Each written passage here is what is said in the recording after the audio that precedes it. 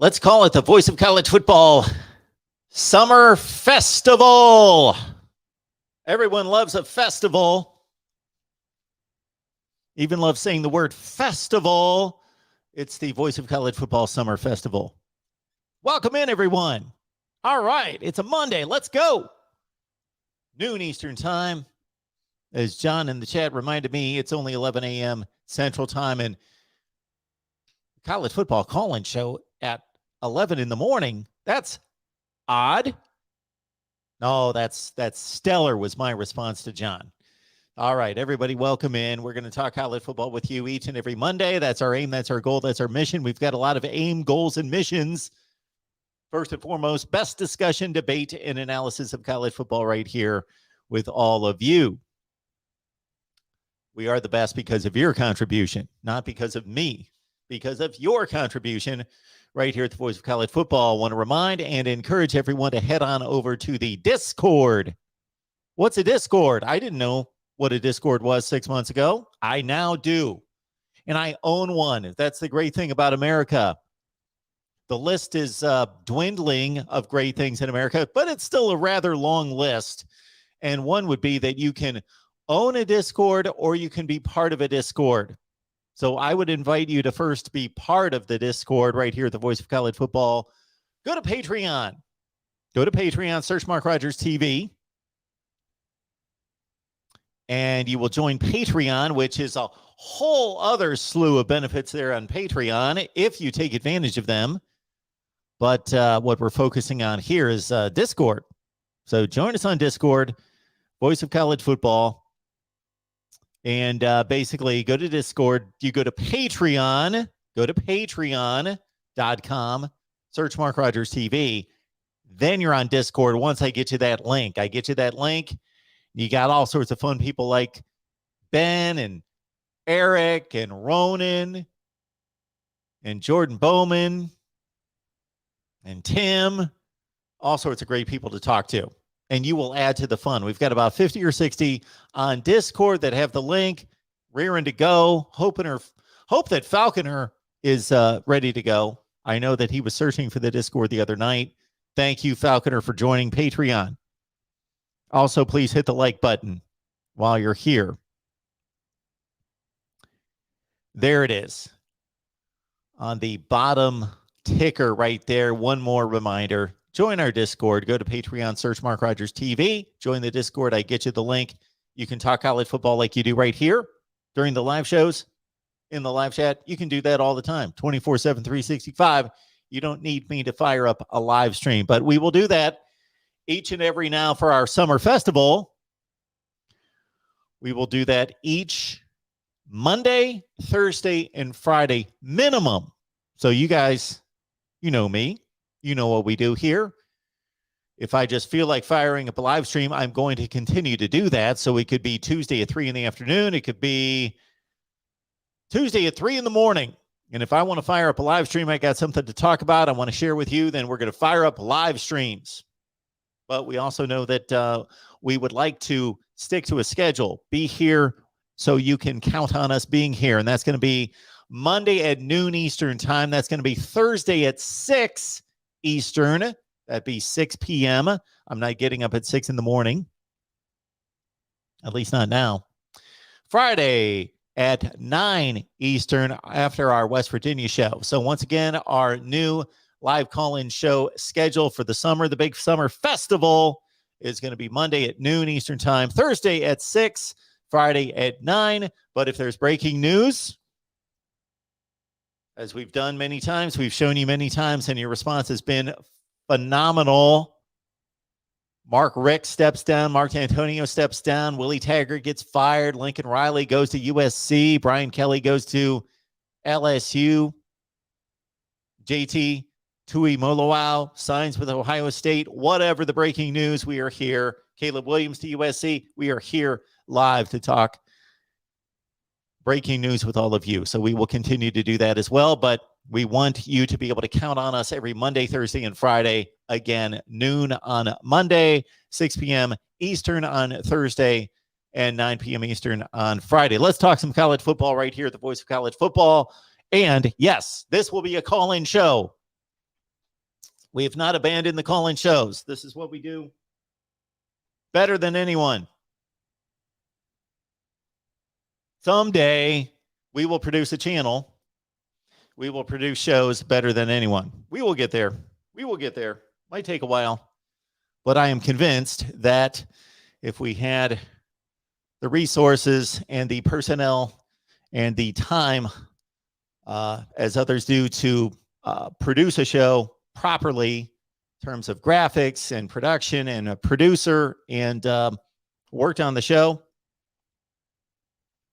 we would produce the best college football show. Regardless, we'll still produce the best college football show, even with me just sitting down 2 minutes before we start and talking because of all of you. This is what's hindering our call-in show right now. So I finally broke down and I ordered 2 more. Voice of College Football smart enough this time to order a backup. So we got on Amazon. We used that Amazon link. Use that Amazon link. Anytime you order on Amazon, use our Amazon link, please. I did. And we ordered, why do I even keep this? So we've tried all the troubleshooting on this baby. Our IFB here just not working. So our last 2 call-in shows went down the drain. So no calls in today, but we will get this. I believe it's going to be delivered on Tuesday or Wednesday. So we'll be all set, hopefully on Thursday, 6 p.m. Eastern time, to take your calls. We'll take your comments today, and we're going to run through the top 25 released by Lindy's and released by Athlons. And you will hear my response to the top 25 here in just a second. I would like your response as well. Of course, I'm going to respond to your comments, regardless of what they are concerning college football. We delivered an upset alert earlier today. Check out the video. Upset alert. I put a lot of teams on upset alert. Some people call upsets 3 and 4 point spreads. I'm not talking about those kind of games. I'm talking about they would be major college football shaking upsets. Put a number of teams on upset alert. Check out the video. Also, we had record with Big Game Boomer the other day. We are editing that into separate segments. Check out the videos with Big Game Boomer. And then I released this was on a whim, even though I had taken these notes down a couple months ago when the Pac-12 decided no more divisions. We're running a 1 versus 2 championship game. And I thought that to be a tremendous idea, especially for that conference, to get ahead of the curve as well, take some leadership in the sport, abolish the divisions, go with a 1 versus 2 format, produced a video with the Pac-12 and the Big Ten history of championship games and what it would have looked like with no divisions. And I have also done so with the SEC. I flipped on the TV after a fine Father's Day celebration, flipped on the TV last night and saw a number of those tremendous ESPN SEC documentaries, the Manning story, which I've seen a few times, and some other ones where they just kind of kick around the South and give you the culture and the vibe and the history of the South in various places. And then that reminded me, hey, I've taken all these notes on SEC championship game history, and I went through each season and determined, okay, here was the championship game. What would the championship game have been if we did not have divisions and had a 1 versus 2 seed matchup in the SEC championship game going all the way back to 1992? So I looked at that. 16 different championship games out of 30. So we looked at that. Let me check out your comments, then we'll get to the top 25 released by Athlons and Lindy's.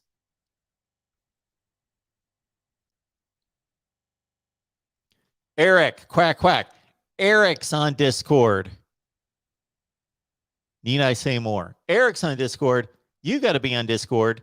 Again, go to Patreon, search MarkRogersTV, get on Discord. If there's any way I can make that easier, please let me know. The guys that are already on there, please let me know if I can make that easier for everybody else. What these guys also do that is a tremendous help to me and also a tremendous just benefit to all of you is they have been doing their own StreamYard live streams after the show.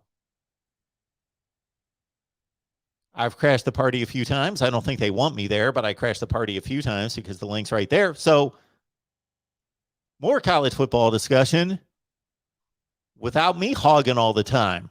How about that? Eric, noon Eastern, time to adjust this Ducks internal clock. Sorry, Eric, could not accommodate you on the Monday. I wanted to because I asked, when do you want the call-in shows? And of course, it was all over the place, but mostly in the evenings. And then I looked at some YouTube analytics and see that basically people jump on YouTube at 6 o'clock at night. Come home from work, jump on YouTube. I get it. Makes sense. At least my viewership, and I've talked to others, and they say the same thing. 6 p.m. Eastern time. Well, that's why we're doing the Thursday show at 6 Eastern, but we thought let's take one a little bit later at night, 9. That 9 o'clock Eastern, especially as we get close to the season, is going to go forever, I'm sure. We'll see. And then this Monday at noon, I wanted a noon time slot for those people that to accommodate all different day parts. So this is going to run through August, and hopefully I'll be able to meet. My goal is to be here every time we've scheduled it, of course, but also keep in mind family obligations, other things going on, and also consider that I'm not just obligated myself to 3 call-in shows per week, but we've got the other 10 team live streams. So I find out every day this hits me from somebody else. And sometimes I recognize the handle, so I know that this person has been watching a long time, and they are just realizing, Mark, you got other channels? You got team channels? Got team channels. So, for example, last night, Michigan got to commit. Texas got to commit. I posted videos there. You're not going to see them here. Don't want to clog up all the traffic and clog up the channel here. This is a main national channel. Not that you're not going to see specific topics towards specific teams, but it's going to be very nationally based here on the main channel. So get on over to those team channels. If you love Florida football, got a channel for you. We get some great guests on there. Again, we've got 25 team channels, and sure, there's a few that aren't real healthy right now. I'm one guy, so maybe I extended myself just a little bit too far, but 12 to 15 are rather healthy, vibrant, and producing video just about every day. So please check out the team channels. Latch on to your favorite team. Get on over there as well. So you should be subscribed to the main channel and to the team channel of your choice that you love. And I apologize if you're an Arkansas fan, Minnesota fan, Michigan State fan. Those are probably the 3 most prominent teams I can think of off the top of my head that do not have Oklahoma State, Baylor, others that do not have a team channel. We keep building, we'll get there. I don't want to start channels and have them just lay dormant, i.e. Wisconsin, North Carolina, Virginia Tech. So we want strong team channels, and we've got about 12 or 15. So please check them out. And if you just want to help us grow the network of channels, just want to help us build so we can be doing this a year from now, 5 years from now, 15, 20 years from now. I'm eventually going to get some gray hair.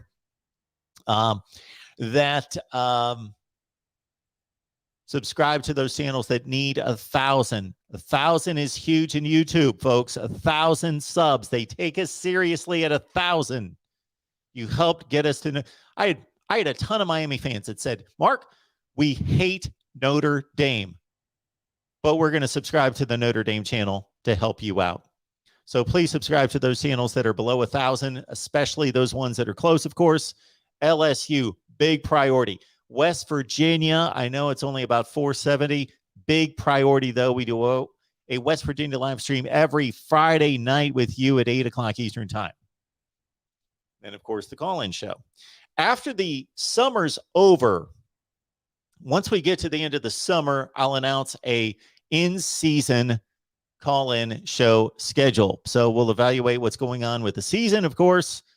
But you can be sure that, of course, we're going to carry on Saturdays as we have for the last number of years, where basically I'm here from noon all the way until like 3 o'clock in the morning on Saturdays, watching college football, taking in every game, providing instant analysis, and then the big call-in show at the end of and maybe some call-in shows depending on what's going on. Sometimes I'll pop in for a quick call-in show after the noon games if something big happened, or after the 3:30 Eastern time games, but certainly the call-in show about 11:30 Eastern time after the primetime games every Saturday. So Saturdays, full throttle all the time.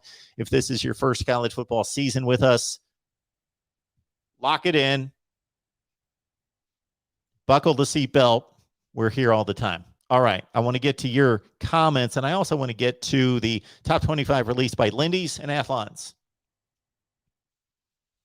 and tell you a little story that many of you have heard a couple times. I'm going to try to make this the last one. I am ready to really dive into personnel and deliver some good stuff for the next couple months regarding previews and predictions and matchups for week 1. People have asked me, do an Oregon-Georgia preview, do an Ohio State-Notre Dame preview. Well, we've got a ton of information and content we've already provided, but I want to do one tight, strong preview on those games for week 1. I've gone to multiple Walgreens, CVS's, Walmart, Target, grocery stores, then Barnes & Noble. And if any of these folks would want to sponsor the show, I'll retract everything I'm about to say. They're tremendous, of course, companies that provide services and benefits and products for all of us. Okay, that aside, when it comes to college football in Connecticut, went into the Barnes & Noble. They had, I believe, I counted 6 racks of magazines. 6 that are like 8 or 10 feet long, both sides.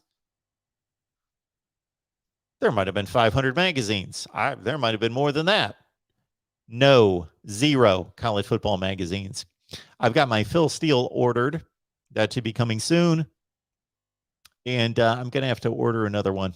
When I get done with this, I think Athlon's going to be the one of choice. So I got to get something in my hands. You can look all that stuff on the internet. Somebody had mentioned to me the other day, aren't those outdated, those preseason magazines? Well, they're just fun to get in your hands.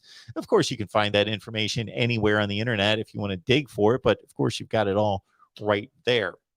Take it to the pool. All right. Michigan man Rick's here. Good to see you. Thank you for that. Exploring with Ben and Sam's here. Dwayne, good to see you. Dwayne likes R, calling from the Oregon fan, but calling from the Central Time Zone. Dwayne likes the time slot. Flock is here. All right, Rob J. Good time for live on a rainy day. Beautiful here. Beautiful. So we've already recorded twice today. So keep in mind, when I'm not live here, we are working on the business. We're producing content most of the time. Got to produce a little less content, focus on the business, but that's aside. You guys don't care about that. You want the content. We were supposed to talk to Jake Crane. He's got a tremendous online presence and sports show, and he was requested to come on by one of our viewers, Jake Crane, but unfortunately we had technical issues. He just couldn't get through StreamYard. So we're going to set up a phone line interview with Jake Crane a little bit later. Was supposed to talk to him an hour ago. We did record with Brent Beard from Second Helping and College Sports Today. And what's his other deal? College Sports Today and First Coast News. Brent Beard, tremendous insight into SEC football. We ran down everything involving the SEC media days. The coaches lineup has been announced, and we talked about that. You will catch all those segments over on our SEC channel. That's why you need to be subscribed there. A little bit later today, we are talking some Florida State recruiting with Nate Greer from Knoll Game Day. So we are constantly, and right when I get done with this live stream, I'm jumping on with Jason Priester from allclemson.com.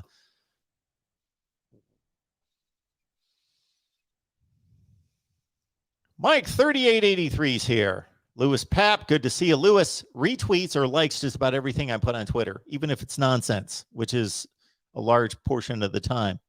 Lewis, thank you for that. Appreciate you being there. Daniel, huge Buckeyes fan. Good to see you, as well as Jason. Beautiful sunny afternoon at the Jersey Shore. That's nice. Yes, what I was starting to say was a number of records today. This live stream, of course, which launches our summer festival. Just, make that part of the lexicon. Summer festival. It's the Voice of College Football Summer Festival. Launches today, right now. Nothing on the menu today except for scrambled eggs so far. I've got to get to the grocery store. Got to get there. Eric, you send me your work schedule, and then we'll make out the channel schedule, of course. We'll do that. Yes, please smash the like button. On one hand, I'm disappointed by the number of likes we get, which is usually like 8 to 10%. So if a video gets 1,000 views or a live stream gets 1,000 views, there's about 80 to 100 likes. It's usually about 8 to 10%, but then I look at everybody else's. It's like 8 to 10%. I think that's pretty standard, but we don't want to be standard here. We don't want to be mediocre. So no, we're working on the sleep, Rob J. Got to work on the sleep. But so what we do is we expect more. I'm sorry, I expect more out of you. We are elite, right? We talk about that all the time. College football, who's mediocre, who's elite? Elite here at the Voice of College Football. So elite like totals. Mikey likes the randomness of the schedule, like a pleasant surprise. I kind of like doing that as well, but we will continue to do that as well. It's going to be kind of difficult with 10 team live streams and then 3 call-in shows, plus all the records I do in between. Plus, guys have no idea how many other things are being planned for the Voice of College Football involving the business part of it. So that takes a lot of time as well. But we will continue to jump on at random times as well. Dwayne says, I bet dollars to donuts, Mark, if you had 150,000 viewers, you would do a live chat at 6 a.m. Oh, yeah, I would do one then if you guys really wanted one. If you wanted one at 6 a.m. Eastern time, I could not guarantee the quality of that, but I guess the 150,000 viewers would get me up for it. We're slightly shy of 150,000 K right now, Dwayne, so we'll hold off on 6 a.m. That's right. So, Daniel, good reminder right there. I appreciate it. Thank you so much for reminding me that. I had seen that earlier, of course, over the last few days, that Carnell Tate will decide between Ohio State and Tennessee coming up here soon. Eric, you probably left that comment before I explained about my earpiece, my IFB. I've given up on it. We've ordered 2 new ones. They should be here by Tuesday. Exploring with Ben's literally at work.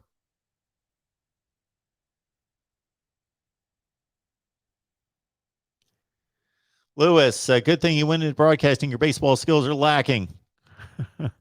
Posted a video.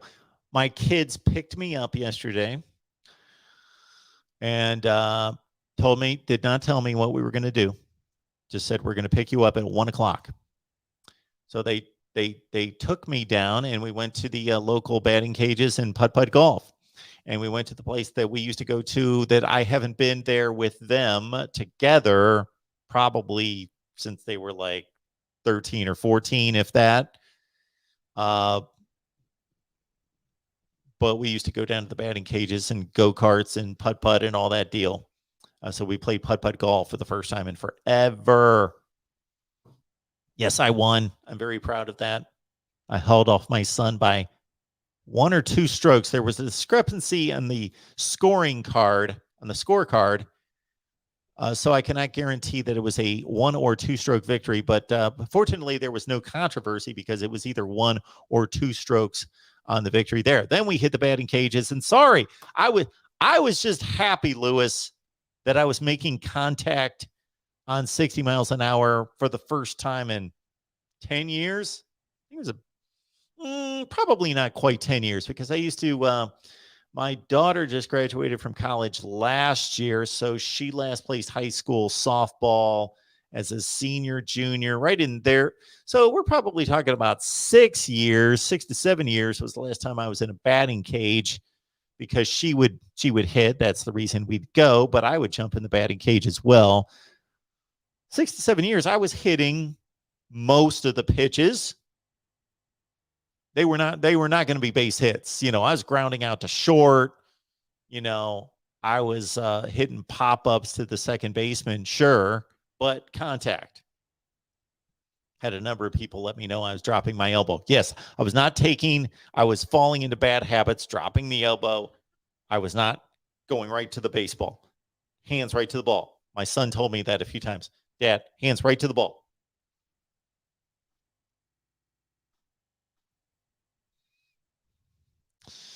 Billy, we could pick you up to be a writer for the Voice of College Football here. With that type of slant on things, with your ability to come up with that kind of line, we would need you here, the Voice of College Football, which reminds me, if any of you would like to write for the Voice of College Football. Where is my banner? I can't find it, but you can write for us. Go to voiceofcollegefootball.com.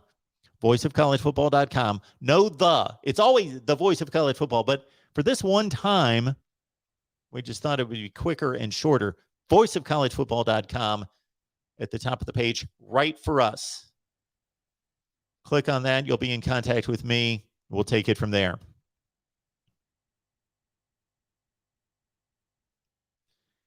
Always looking for sponsors, folks. I've had some great conversations recently, but we will see. Please, you can sponsor us at Voice of College Football. Hit me up at MarkRogersTV at Gmail. Big Reb, appreciate you being here. Big Reb 601 just joined the Discord. Thank you so much for that. So what's going to happen, Big Reb, is now I've got to get you a link. I will get you a link as soon as I get off here.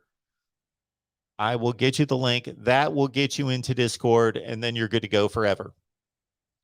For the rest of eternity, you are good to go with that link to get into the Discord at any time and talk college football with all these knuckleheads and me. I jump in there. I try to jump in every day at some point. And then also keep in mind, you'll be on Patreon, so you're going to get my picks, for better or worse. You're going to get my picks this season. I'm going to hang on to this for the rest of the summer, that I did have the best record of all of our media analysts. There's about 15 to 20. Steve Dace finished second. I'm going to hang this over his head, hold this over him for just a couple more months before next season, because he is a master at picking games. But I was number one against the money line and against the spread. Disclaimer there, those weren't Steve's picks in regards to his official picks on his deal, but that was the 12-pack that we deliver, and we'll do the same thing this year.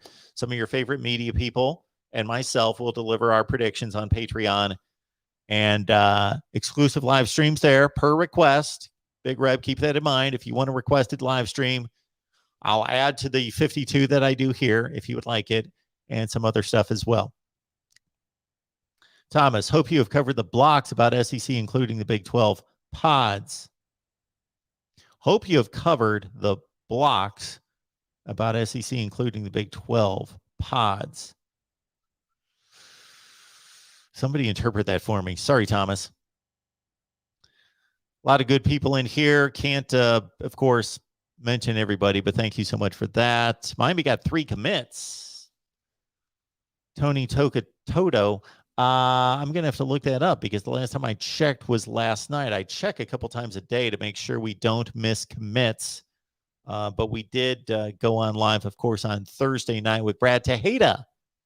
One of our great shows is, of course, on the Miami channel. Check that out. Ole Miss got 2. Interesting, Big Reb, that we've got somebody from the Rebel Walk that we are supposed to be talking to here soon. That's a great reminder.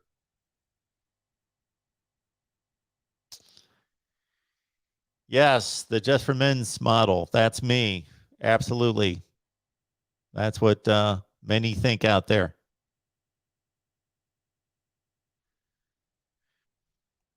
My kids are 25 and 23. Oh, your dad started graying at I thought you were 19. Dad started graying at 19. Yes. I gotta say, it's a dumb thing. It doesn't matter. It's coming at some point, and there are gray hairs in there. Obviously, they're there. Just can't see them yet. I think what fools people. I think what most of the reason a lot of people think that I'm I'm going that route is that especially when we do late shows, when we do shows when there's not natural light pouring through the windows, when it's and then I got some product in my hair. It makes my hair like almost jet black. My hair's not jet black, but it makes it look like I'm doctoring things. Anyway, Mikey says, awesome to have Eric Scopel and Ryan Winters on the Oregon channel. Would be even better to get Hopkins, Scoop Duck, or QB11 new podcaster on there as well. So, Mikey G, to tell you the truth, I am not going to remember this comment by the time we get off here and I can make anything happen there. So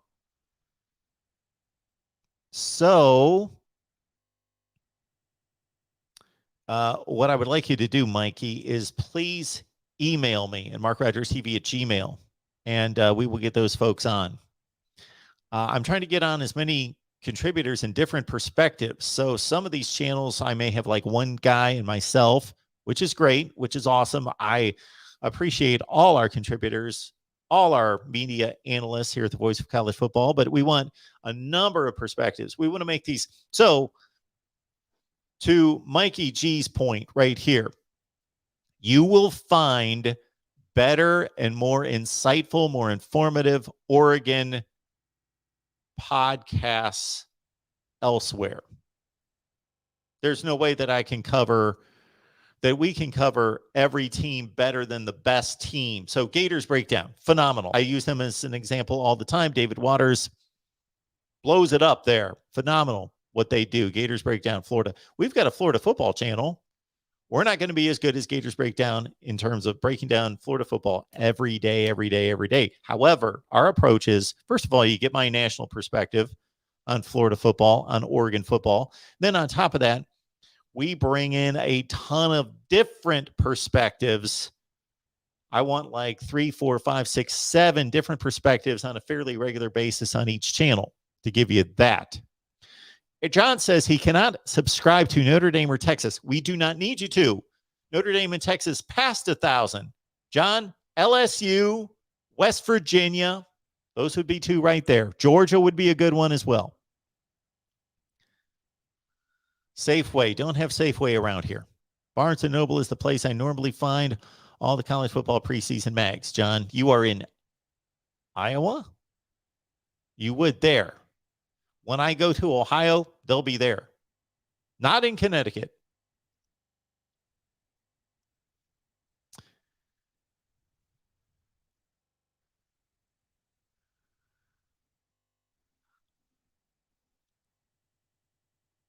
Yes, Eric, you requested Jay Crane. I was supposed to talk to him an hour before this show. Unfortunately, it fell through. All right, let's get to I don't want to miss any good comments. But at the same time, good to see you, Gary. Gary's here. Yakov22 is here. Thank you for being here as well.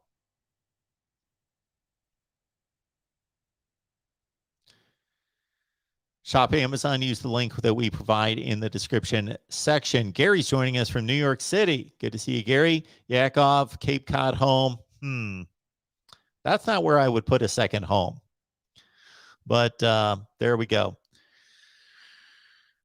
Angelique, did I get that right? I think you just started to follow me on Twitter. Thank you for that. Thank you, Dwayne. All right, I'm going to catch up here very soon, and we're going to... I put Michigan State on upset alert. Check out which game. We posted that video, upset alert.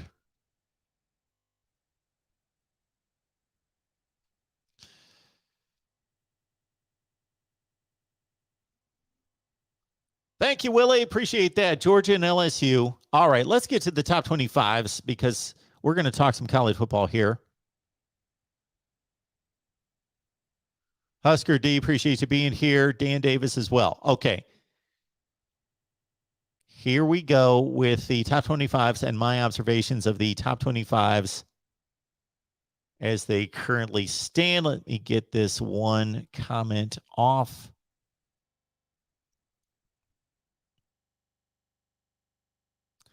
Let's clear the deck. Here's the top 25 according to First Athlons. No, this is Lindy's first. Alabama, Ohio State, Georgia. That's the same as Athlons. You're going to see that over and over and over and over and over. I will have a top 25 released at some point. Clemson. Are they still that good? Man, not just DJ Uiagalelei being bad last year, 9 touchdowns and 10 picks. That's atrocious. 9 touchdowns and 10 picks, considering Bryce Young and CJ Stroud threw over 40 touchdown passes. Texas A&M, of course, there. We'll continue to talk about these teams. I'm just going to let this cycle through. This is Athlons with Michigan 6, Utah 7, Notre Dame, etc. Oklahoma State, of course, loses defensive coordinator Jim Knowles to Ohio State. Derek Mason, a capable pickup there. Spencer Sanders has been the quarterback at Oklahoma State forever. He's not great. He's decent. He's an athlete who makes mistakes. Oklahoma, for the first time since really 2015, I see a serious race, and I think everybody else does in the Big 12. Oklahoma, Oklahoma State, and Baylor with no definitive favorite. Oregon at 11. Bo Nix at quarterback. Going to be interesting to see him, of course, running around, running for his life probably against Georgia. He's seen them a few times, but of course, minus 15 NFL players. Baylor with a new quarterback. Arkansas is the chic pick in the SEC this season. Sam Pittman doing a hell of a job. Miami, NC State is the chic pick in the ACC. Wisconsin, rock solid. Okay, the quarterback position is the most important in college football or any level of football. But at Wisconsin, it's probably least so. But it's still the most important position, and Graham Mertz needs to be better, much like Spencer Petras at Iowa. Much like we just mentioned, Uiagalelei at Clemson. A good Graham Mertz season would be 22, 23 touchdown passes with about 10 picks. Need to limit that. Cincinnati at 21 lost the 9 NFL players, including Bryant and Gardner at corner, and of course their quarterback Desmond Ridder, their top running back. Jerome Ford, gone. USC at 22. They're a bit of a wild card selection in regards to people being either extremely high on USC as being just, man, going to shoot up from 4-8 to college football playoff contention, or just, okay, they're going to be better. We know that, but how much better? Difficult to rate the group of 5 schools versus everybody else. It's just a difficult take. Believe me, just in any reasonable conversation or ranking to say, okay, this group of 5 team plays the 90th best schedule in the country, and I'm ranking them against teams that play so much better. How good are they really? There you once again see Athlons step for step. 1 through 6 are exactly the same between these two services. Then they switch up with Notre Dame ahead of Utah. USC at 9. There's the big disconnect. USC at 9 versus Lindy's at 22 for the Trojans. So that's a heck of a Pac-12 race right there. Utah, USC, and Oregon, 8, 9, and 10. Of course, Michigan, are they going to stay with Cade McNamara at quarterback, or J.J. McCarthy going to get his shot? He should be fully healthy for competition in August. We started to talk about NC State, and again, we're going to do deep dives on all of these teams in regards to personnel. Devin Leary's back at quarterback, one of the best in the business that people don't recognize. He's probably the most underrated, big name, huge talent quarterback out there. 35 touchdowns, 5 picks last year. Michigan State, I don't believe, was in Lindy's top 25. Michigan State shows up at 14. Peyton Thorne's back at quarterback. They lose Kenneth Walker. They lose one of the 2 wide receivers. Let's see. Is Jaden Reed back, and Jalen Naylor moved on to the NFL? Wake needs defense. We're going to look at their defensive personnel. Maybe we'll shoot a series of videos in terms of what personnel groupings are going to be make or break. And for Wake Forest, it's, of course, defense. Sam Hartman at quarterback is phenomenal. Does need to cut down on the interceptions, 14 last year. Oklahoma State, we talked about them. Tennessee, I'm excited to see them there. For me, one of the most intriguing teams in the country. I've got a ton of respect for Kentucky and Mark Stoops. They were a big over-under selection for me last year when they were at 6.5. I said over. They went 9-3. I say the same thing at 7.5. Pitt at number 23. Lose Jordan Addison, Mark Whipple, offensive coordinator. Lose Kenny Pickett, of course. Have provided one of the best defensive fronts in college football in the last 3 to 4 years, have always been 1 or 2 in the nation in sacks. Penn State, to me, is so intriguing as well. Penn State was the biggest disappointment in college football for me last year. Penn State, they were so much better than 7-6. So incredibly better. They were one of the 10 best or most talented football teams in America last year. This year, probably not quite to that degree. Not quite to that degree for Penn State. Let's go back through it here. They lost a ton of defensive personnel. They bring back some tremendous playmakers on defense. Penn State needs to figure out how to run the football.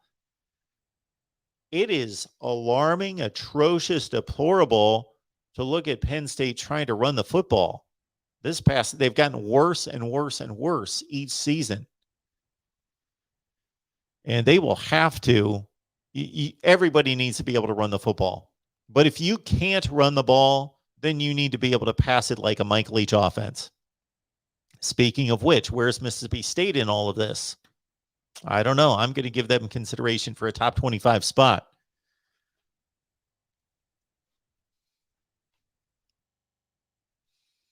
The Pac-12, of course, has 2 enormous games for them on opening weekend, with Utah going to Gainesville and with Oregon going to Atlanta to take on the Dogs. If Oregon can make it respectable and Utah win over Florida, that's a great weekend for the Pac-12. And I think those are the only big games for the Pac-12 in week 1 that I can think of. I think that's pretty much it. A little bit later, you got Washington State taking on Wisconsin. That's their big game. And that's a pretty nice matchup for the Pac-12 in regards to trying to gain some respect. Colorado, blown out by Minnesota last year, 30-0, goes to the Twin Cities to take on Minnesota again this year. Arizona takes on Mississippi State. They'll probably get killed. Arizona State's big non-conference games against Oklahoma State, they will probably lose that. It doesn't look promising for the Pac-12 in picking up wins non-conference against the Power 5 again this year. Ole Miss, new quarterback in Jackson Dart. BYU, Jaron Hall and company. Michigan State is in both top 25s. I was mistaken on that. They are at 14 and 20. Texas automatically gets a spot here, right? Just everybody gives Texas a spot. Lindy's does as well at number 25. Biggest wild cards in the sport. Texas has to be near the top of the list, coming off 5-7. Continually blew leads in the second half against decent competition last year.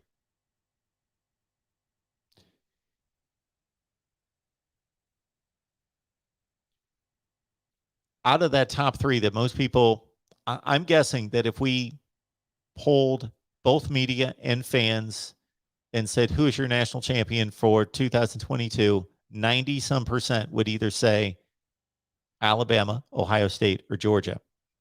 To me, Alabama and Georgia are rock solid. Rock solid. I have very few questions. Sure, Georgia's got to replace defense with just as talented of players, but are they going to be that cohesive unit that they were last year or anything close to that? Otherwise, actually, there's more questions on the Georgia defense than the offense. But the Alabama offensive line has to have a huge rebound year. Worst Alabama offensive line ever under Nick Saban was this past season. Could not run the football again. I have not seen Alabama not be able to run the football. I would like to know what Alabama game under Nick Saban in the past, prior to 2021, they could not run the football like they could not against Auburn and against LSU, and they could not in the championship game against Georgia, and they could not run the football in the second half against Florida. But out of those big three, Ohio State to me is the biggest question mark. Not the offense, of course, but the defense. I trust Jim Knowles. I believe he is one of the best in the business. But is he going to be able to install a defense and be... People keep saying that they don't have to be elite on defense, that they just have to be decent. Well, I think they need to be better than decent to win the national championship. They can win the Big Ten and be decent on defense. But they need to be really good on defense to challenge Alabama and Georgia. Who else could jump up into those top three? I think those top three have separated themselves, or that's a projection. Ohio State wasn't all of that last year. The other two were. Pitt's interesting to me with Keaton Slovis at quarterback, minus the three people we talked about that are key to their offense. And there you see the rundown. So for me, who are the best teams in the country not in either top 25? Well, let's look at the Rose Bowl in UCLA. Dorian Thompson-Robinson back at quarterback. UCLA with a veteran lineup. So UCLA is going to get some love from a lot of people. Their over-under is sitting at 8.5.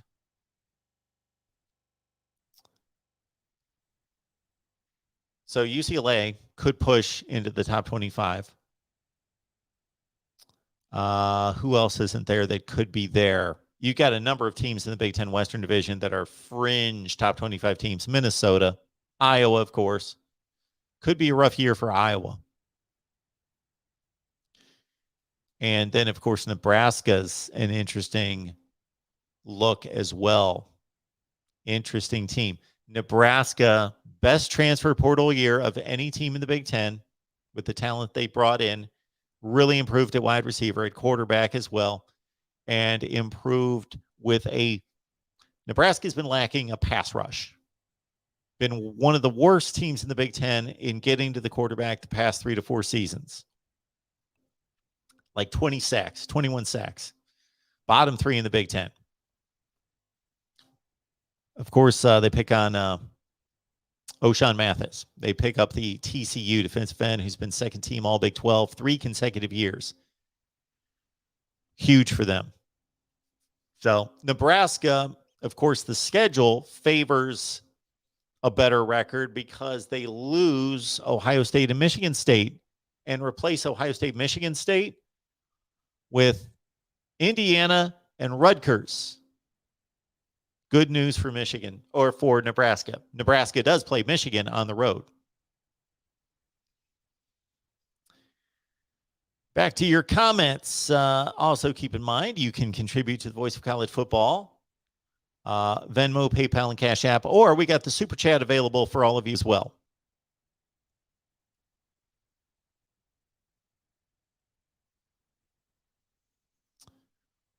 What coaches are on the hot seat? I think Dwayne hit on one right here.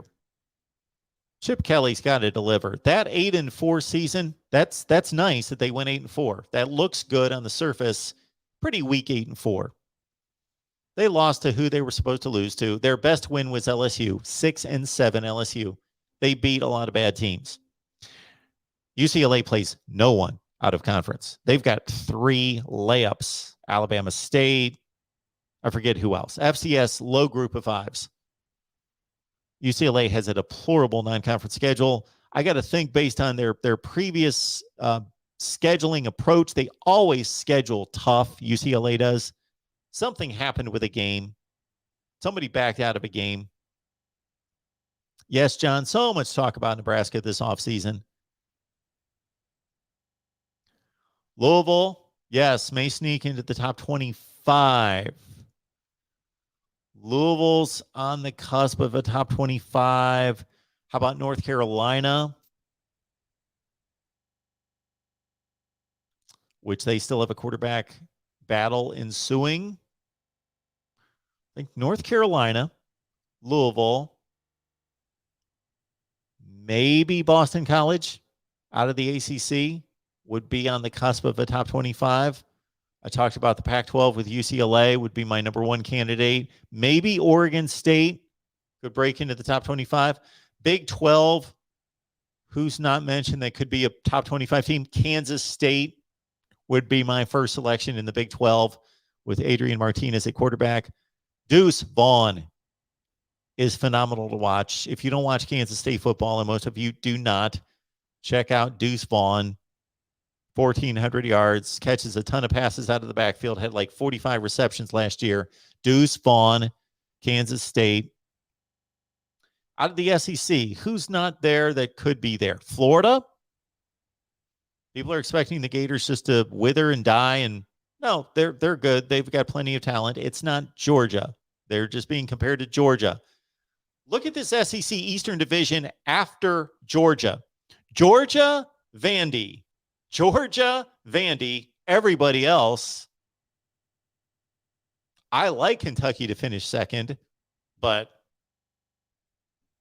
it could be Tennessee. It could be Florida. It could be South Carolina with Spencer Rattler at quarterback. The tremendous, incredible upgrade just simply in South Carolina going from four different quarterbacks who started 3 games, and none of them were, with all due respect, they're fine athletes, obviously, that played quarterback at South Carolina. So anytime, you are never going to hear, next to never, I cannot promise anything, but you are next to never going to hear the term garbage out of my mouth. I don't like to refer to people as garbage. You know, if I'm going to do that, it's going to be some of these lunatics that are out on the street. But in terms of college football players or teams, I'm not going to use that term, anything like that. So these guys earn scholarships, and they're lifting weights, and they're tremendous athletes, greater athletes than I would ever hope to be. But South Carolina, let's face it, they did not have SEC capable quarterbacks playing last season, and they went 6-6 with a bowl win, 7-6. And that bowl win was probably more important for South Carolina than almost any team in the country last year. That bowl win against North Carolina, huge. Now they come into this season, Spencer Rattler's the quarterback. I have him ranked in the top 15 to 20 quarterbacks in the nation, and I'm being somewhat conservative. He could be better than that. They have upgraded considerably. Now the schedule at South Carolina, rough. But South Carolina would be a team outside the current preseason top 25 that I would say look out for them. And again, the entire SEC Eastern Division below Georgia is, people say the SEC Eastern Division is not good. No, compared to the West, it's not good. It might be. Big Ten fans are going to kill me for this. It's not the second best conference or division in the country. The Big Ten East is. It's just so top heavy with those 4 really good teams. But the SEC East is close. Kentucky, South Carolina, Tennessee, Florida could all finish second. I don't see it out of Missouri. I do not see that out of Missouri. And then Vandy, of course. I would love to launch a Vandy live show. Should do a Vandy live show. Dan believes that Chip is going to improve the UCLA record this year. So they go at least 9-3. Well, again, the non-conference is horrible. They're going to be 3-0. And I can't remember the games that they miss, the teams that they miss in the Pac-12 this year. Of course, they've got USC and Utah. I think it's going to be a stretch for UCLA to go 9-3, but it's possible.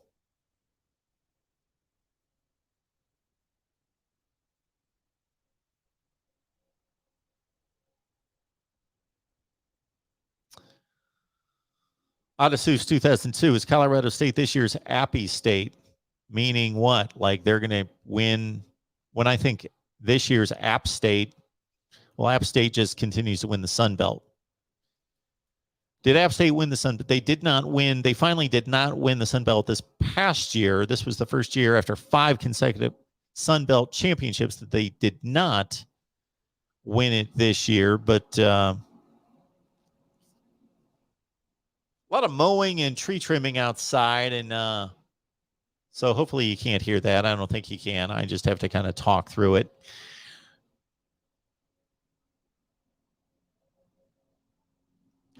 Michael, I don't know when the bums that do these magazines are going to show some love for Purdue. I don't know when that's going to happen. How about Northwestern? Same thing for Northwestern. And I'm not saying that Northwestern is going to be good this year, but what I'm saying is I did a look at preseason top 25s versus postseason top 25s over the last 20 years to see, is there a trend over which teams are overrated consistently? And many of you would say right out of the gate, Texas, Michigan, Notre Dame. Not as much as you would think, but still, yeah, that's there. And then you would think, who's underrated? Northwestern has never, under Pat Fitzgerald, been ranked in the preseason top 25. Never. Guess how many times he's finished in the postseason top 25? The one that matters. 5 times. 5 times in the top 25 to conclude the season. And I should really even look into that because there are probably some years that 1 or 2 other years that they could have been ranked in the top 25. So let me make this clear, and I hope you guys will get this point, that there's nothing magical about the top 25. If you're number 5 in the top 25, and I'm talking about once games are played and somebody's proven, I'm not talking about the preseason top 25. That really means nothing. It means 0. Ohio State could go 0-12 this year, theoretically. It's the postseason top 25. Now, if you finish number 7 in the postseason top 25, you've obviously shown, there could be argument that you should be 6 or you should be 9. But you've shown that you are clearly a top 25 team.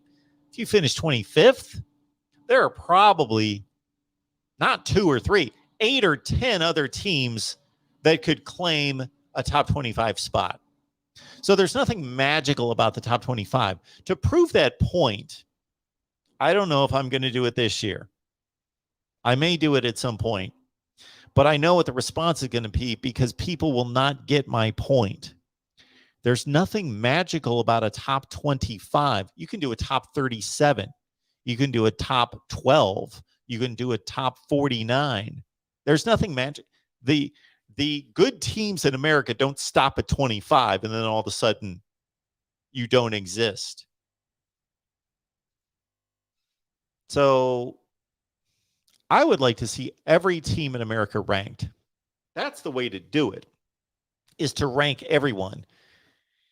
And if it didn't take me forever, because consider that I do my rankings after all the games are played on Saturday. So I'm here until like 4:30 in the morning, 5 o'clock in the morning after our call-in shows, trying to put together my top 25. For the first time, I'll say this in 2022, my top 25. That actually makes sense.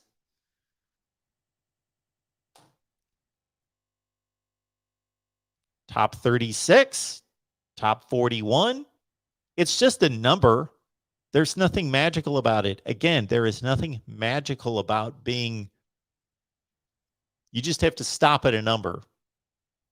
Although, again, if we're going to rank 25 teams, why wouldn't we rank every team? Why not?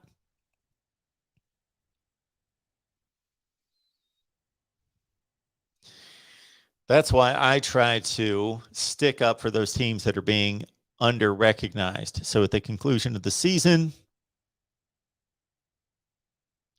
Michael brought it up. Purdue was not ranked. Minnesota was not ranked. They both went 8-4, won a bowl game to finish 9-4 in the second best conference in America. And Purdue beat Iowa and Michigan State and others. Oregon State, some other good teams. So just because some knuckleheads don't recognize what's going on in football, and because you know, if Iowa or Wisconsin, or especially if Ohio State or Michigan would have done exactly the same thing that Minnesota and Purdue did last year, wins and losses, they would have been ranked in the top 25 at 9-4. There are all sorts of 9-4 teams in the top 25. Now I know you gotta stop it somewhere. If you're doing 25, you're gonna leave somebody out. I get it, but I think they really missed it.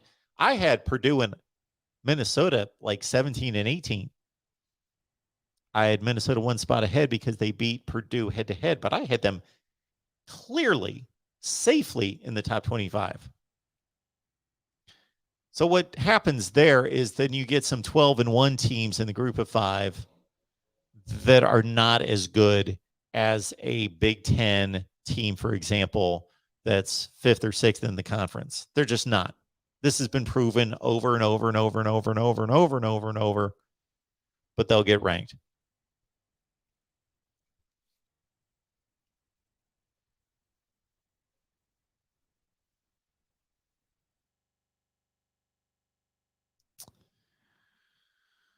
John says, Mark, congrats on being mentioned in a Trojan Wire article that made my Google News feed. You're big time now.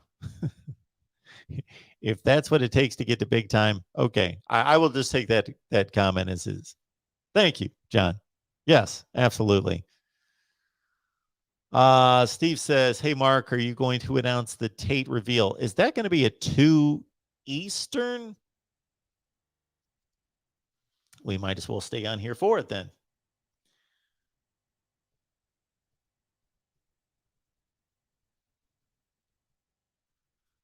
Where is he announcing that?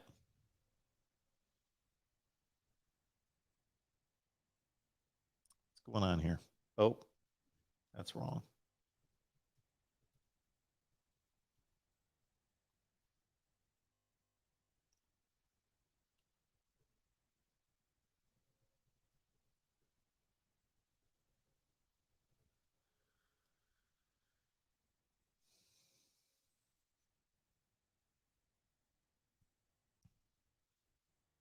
Noon Central Time Monday. So that's 1 o'clock Eastern. So that's right now.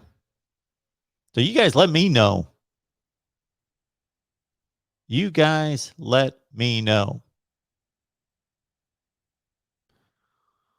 A100. So my point, A100, is that really nobody deserves to be ranked right now. Nobody's done anything. So it's all just projection and predictions, prognostications. They're projections. When I do my top 25, we can do it 2 ways. You can either look at the schedule and say, well, I really believe that this team is the 10th best team in the country, but their schedule's brutal, so they're going to go 20 or whatever. You can take the schedule into consideration, and that makes the top 25 more of a prediction. What I like to do is say, you know what? I don't care about the schedule. I am telling you who I believe are the 25 best teams in the country. That's how I like to do it. Carnell Tate to Ohio State. Thank you for that.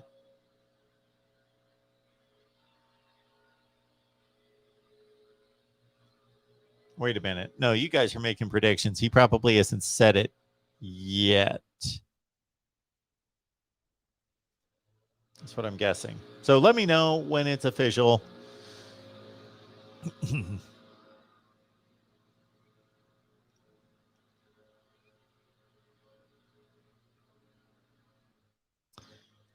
Marcus says, hey, Mark, as an Ohio State fan, put these 3 in order: Zeke Elliott, Travion Henderson, and J.K. Dobbins. As Buckeyes, of course, Travion Henderson's only played 1 season, so he's clearly last. It's Zeke, J.K. Dobbins, then Travion Henderson. In terms of what they've accomplished, what they've done on the field, in terms of watching them play and trying to assess their ability, that's really tough.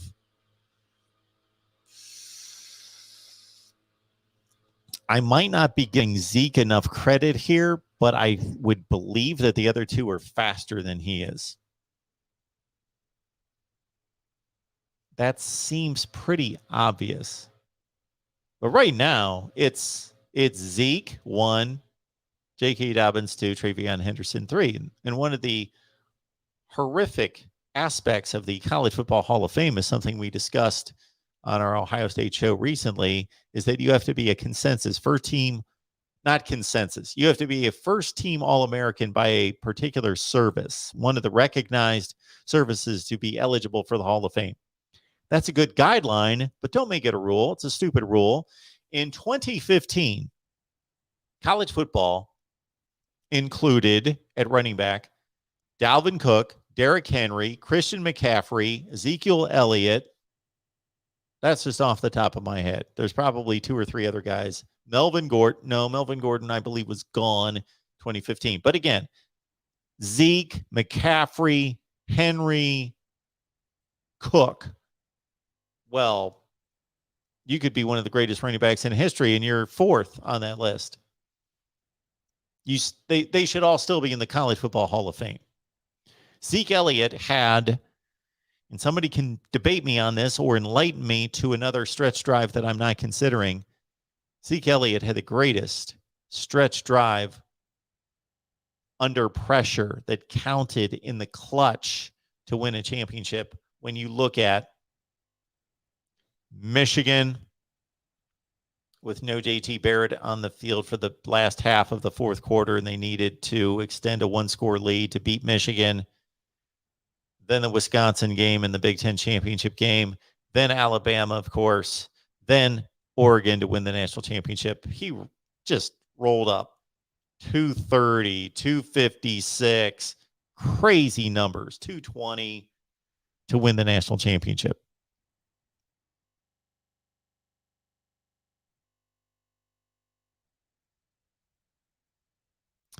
Lisa, good to see you. Thanks for being here. That's great news for our Buckeyes. I'm looking forward to the Notre Dame game to start the season. Yes, it should be phenomenal. I haven't tuned into the show here lately. Well, welcome back, Lisa. We appreciate you being here.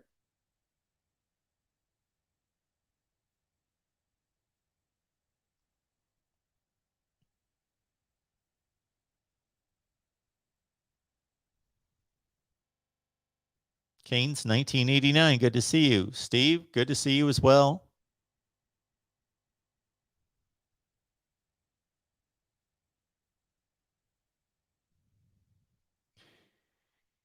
Yeah, that was a rough one, Dwayne. That was a rough one. You talk about a statistical anomaly for a team in a national championship game against one of the top 2 or 3 teams in the country to turn the ball over 4 times, to lose the turnover battle 4-0 and win by 22 points. Okay, let's get to Carnell Tate here.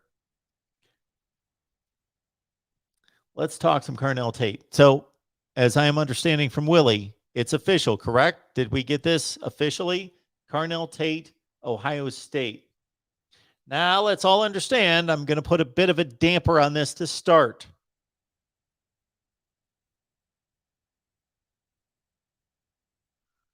The Carnell Tate is from IMG Academy, and it is mid-June. We've got 6 months to mid-December. And it's been shown previously. Look at top cornerback last year. Can't think of his name right off the top of my head. Committed to Ohio State. Jaheim Singletary then went to, Georgia? So anyway,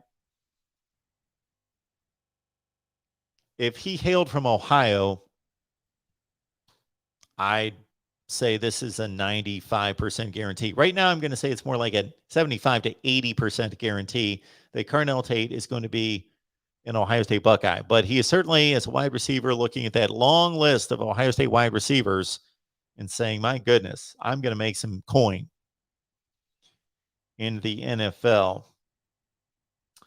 So 247 Sports reports, here we are. Carnell Tate chooses Ohio State. IMG Academy chooses the Buckeyes over Tennessee, Notre Dame, LSU, Alabama, Georgia, and more. Composite 5-star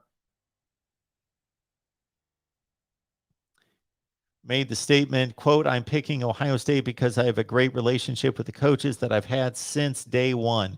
They've been recruiting me since I was a sophomore, and I was talking to them for quite a long time. I also believe in Coach Hartline and what he does." That's big. Brian Hartline, whoo, he is recruiting like a man. He's capable of developing me into a great receiver. Head coach Ryan Day's offensive line and the Buckeyes NFL development at the position also playing big roles. We just said that. It's obvious. So you can play for championships. You play in a tremendous offense. You know that your quarterback's going to be first rate. He's going to spotlight you. So wide receiver is the most dependent position on the field. If you're a great wide receiver and you go to a team that doesn't have a offensive line, let's say, that can protect the quarterback, that's going to limit you. Or the quarterback can't get you the ball, or a combination of the two. It's the most dependent. You are dependent on those two other positions. The other ones aren't. Running back, yes, you need an offensive line, but you're going to get handed the ball. The ball's going to be handed to you, and you can do something with it.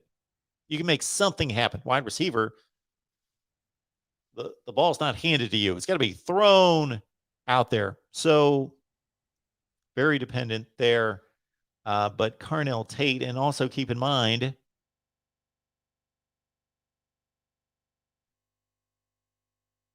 okay, the early relationship was built upon and through multiple visits to multiple schools. Tate and his family, who was by his side for the process, all felt good about Ohio State and staff. Is there anything else really here? Buckeyes have 11 commitments for 2023. His addition will move them from 8th all the way up to number 2 behind Notre Dame. The Notre Dame fans have been bragging for quite some time about their number 1 recruiting class. Okay, that's a great start. It's June. It's a great start, and you're going to have a tremendous class, Notre Dame. Don't know if you're going to hang in the top 3 or 4, though. Tate is the number 3 wide receiver in the 2023 class, according to 247 Sports. 247 themselves has them at 2. He's number 3 in the composite.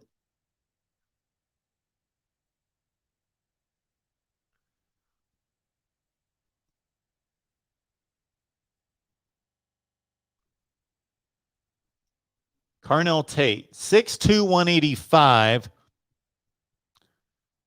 third-rated wide receiver, 7th-rated player in Florida, number 28 nationally.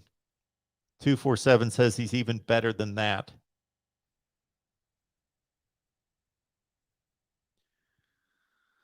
This is according to Andrew Ivins from 247 Sports. Type of wide receiver that always seems to be open, creates plenty of separation at the line of scrimmage, and is able to beat both zone and man coverage once underway.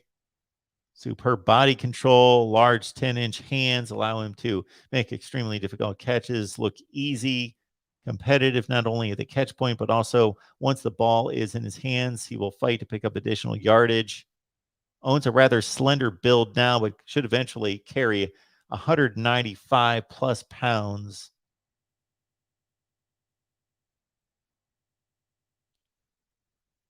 Might not be a 4-4 guy on the stopwatch, but likely to only get more explosive once frequenting a college weight room. Should be viewed as one of the top pass catchers in a deep 23 wide receiver class. Potential all-conference type of player for a top 25 program. Well, he's going to be better than a top 25 program, and I would expect, yes, if he's not all-conference, then that's going to be somewhat disappointing. They have his 2019 stats. That obviously was a long time ago.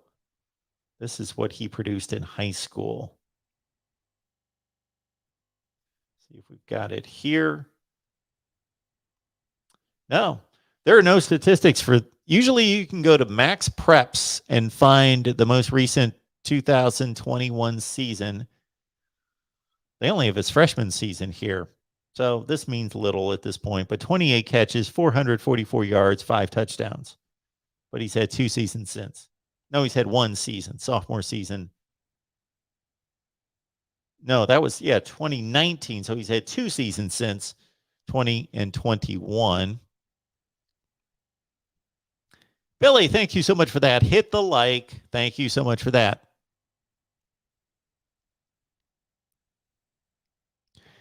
Yes. Steve, the lean on Brandon Inniss, I did not think it was going Ohio State's way, but all indicators recently have been Brandon Inniss to Ohio State as well. Whoa.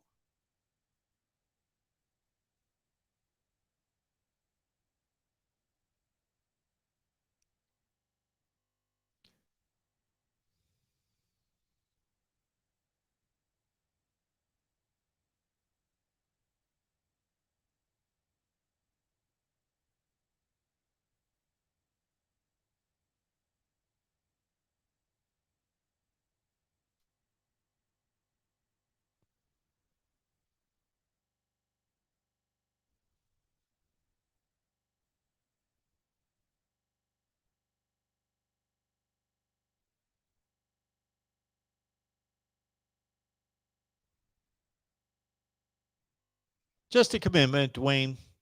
Again, I would love to have somebody run the numbers on this, but this would take exhaustive digging and then going forward, exhaustive tracking of how many commits hold. How many commitments hold? I want to know when I see something like this, how many of them hold? Now, of course, if this happened a week before National Signing Day, it would be more of a certainty. Okay, he's made his commitment right before National Signing Day. He's going to sign versus we got 6 months. What is the commitment rate that holds? I'm going to say 80%.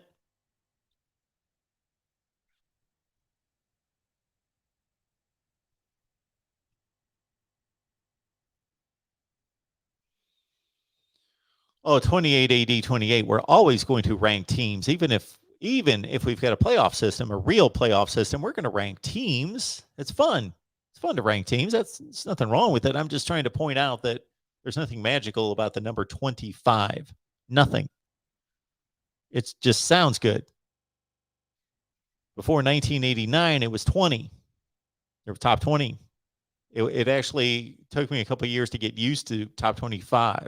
It's top 20. They just determined, basically, the newspapers determined, you know what, we can get more fan bases interested because they're going to be in the top, they're going to be in the rankings. So if we get 5 more schools, it's going to just create more interest.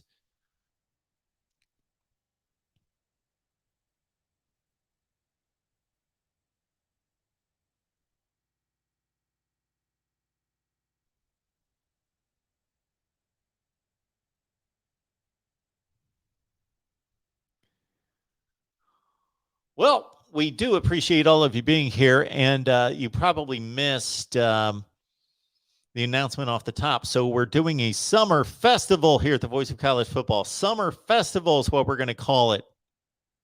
Just hit me seconds before we came on. The Voice of College Football Summer Festival, and everybody loves a festival. So we're going live every Monday at noon, Thursday at 6, Friday at 9 Eastern time. Call-in shows, and yes, I understand this is not a call-in show, but if you've followed the plight of the earpiece, the IFB as we call it in the business, it's dead. We've ordered one. Should be here on Tuesday. So this baby is toast. And we will go with we cannot do a call-in show without the earpiece, unfortunately, with the way it's all set up through the call-in system and the phone and so forth. So no call-in show today, but this will be a call-in show every Monday. Again, Monday at noon Eastern time. I should present this stuff graphically because I think it sticks better.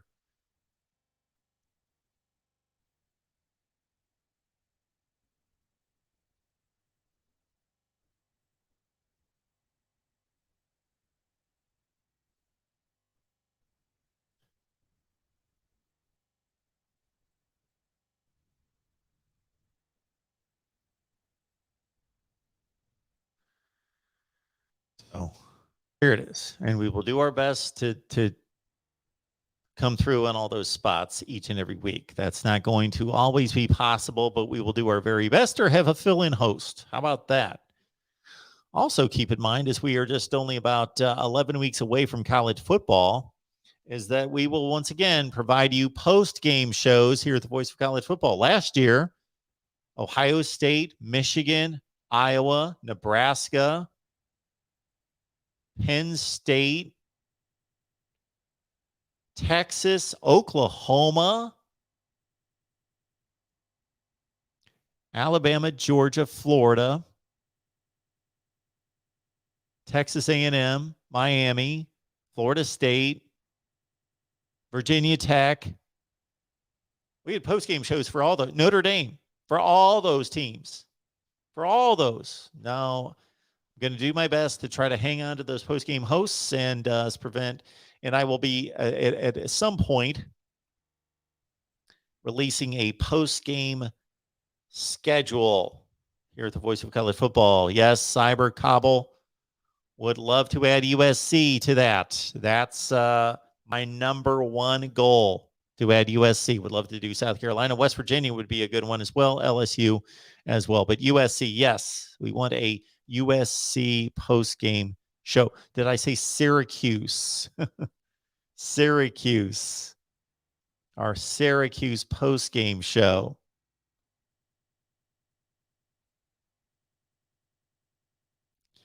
Cyber just got here. Doesn't want me to leave. Well, no call-in show today, but again, letting everyone know this will be a call-in show spot every Monday. Making an appointment with all of you every Monday at noon Eastern, Thursday at 6, Friday at 9. And then, of course, we're going to pop up when there's breaking news as well, as we always do.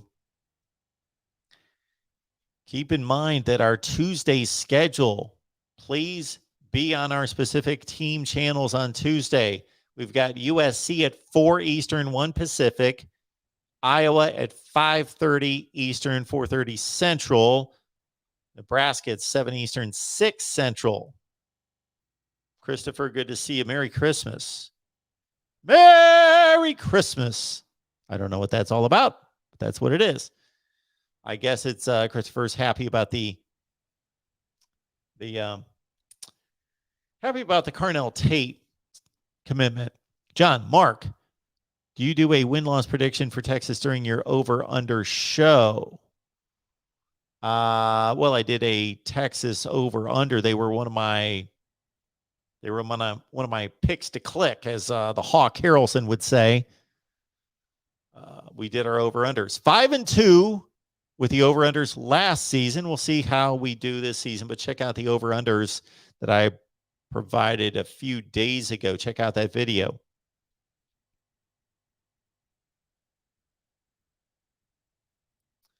Yes, we got to get started on predictions as well. We will get the predictions. So it's my nature, and this is what we've done, but this doesn't work well with YouTube.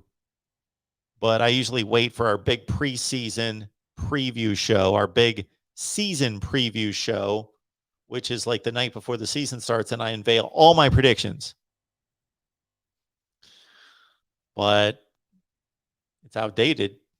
It's on the shelf. It's gone. Nobody cares a day later. So maybe I'll do what all the YouTubers do, release predictions all summer. That's the way I should do, because then they can sit there and people watch them and they get views. It's not how I like to do it.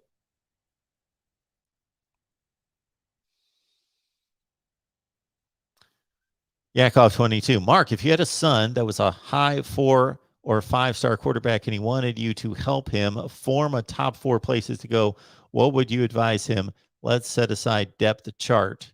Well, yeah, if we're taking like not the current college football situation into account of who's where, we just said we're the 4 best destinations for a college football, for a high school quarterback to go to college.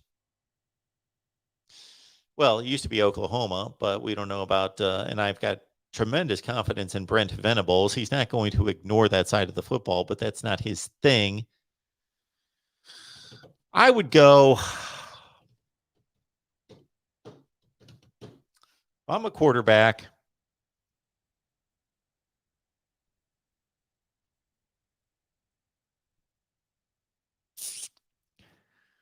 I would say right this second, I'm going Not in order necessarily. Ohio State, Alabama, USC.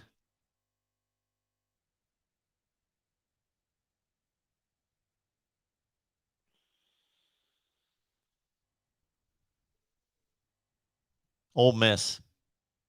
How about that? Those would be my four. Got to recommend Ohio State.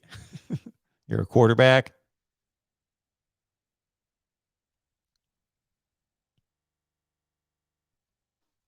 Take calls off the personal phone and put it on the. Okay, well, I could take calls. I did that the other night when the earpiece went down. As I took calls and I didn't give away. No, I'm not giving away the personal phone number, but we took them through the call-in system. But I just had to hold the. Well, we'll be okay. We'll be back on Thursday at the latest. And I would invite all of you that do not check out our team channels and our team live streams to do that. We do this all week. We're available to you all the time. Tuesday, again, it's USC, Iowa, and Nebraska. Well, John, that would be phenomenal right there. Oh, man. I've only had 3 scrambled eggs, and that was at 10 o'clock in the morning. So that's sounding good right now. I could go for a pizza for sure.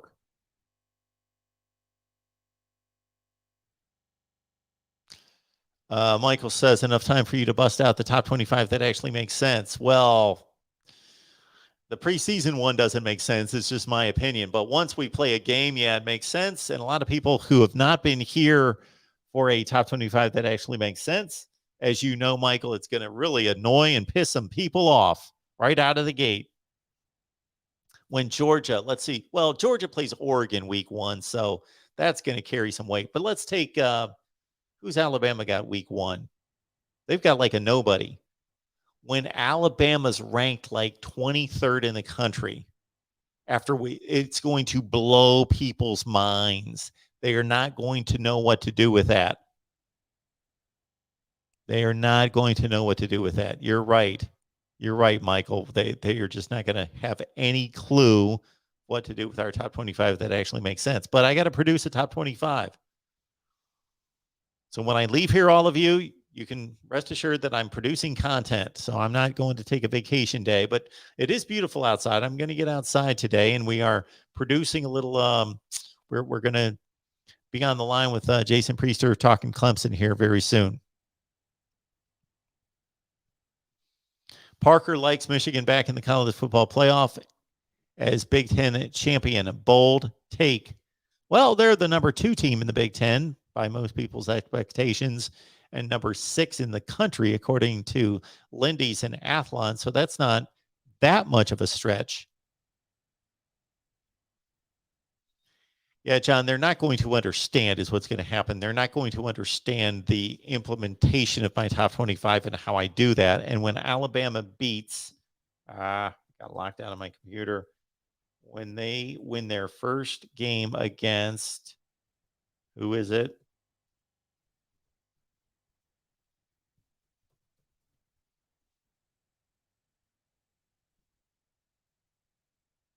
Yeah, the first game's against Utah State, which actually that's a better game than I thought they had. Utah State's pretty good, but still. Yeah, it's Utah State. Alabama's not going to be, I can tell you this right now. Alabama's not going to be ranked very high in my first ranking because they will have not proven anything. That's what it's all about, proving. That's eventually going to come. There's Texas coming. Then there's Arkansas in week 5 and Texas. It may not be especially with Texas not being really that good. It may not be week 5 until Alabama really jumps high in the ranking. So people are going to be tearing their hair out and screaming at me and all flustered over Alabama's ranking. I can see it now. Roger Dodger. They like to rank before the season so they can say they have top 25 matchups the first week. Yeah. Well, there's a lot of reasons for it. It's interest in college football. I think it's good. what there needs to be, as you guys well know, I've said it many times, is a schedule release for college football, just like the NFL. None of this scheduling games 13 years in advance. A schedule release, let's make it May 1st. Every May 1st, the schedule release in college football. Can you imagine? The NFL has made that into a national holiday practically when they release their schedule. Not that big a deal, but they have made it. The college football schedule release would be a big deal. I know people get excited now because they announce the game times and the TV networks, but we already know what games are being played.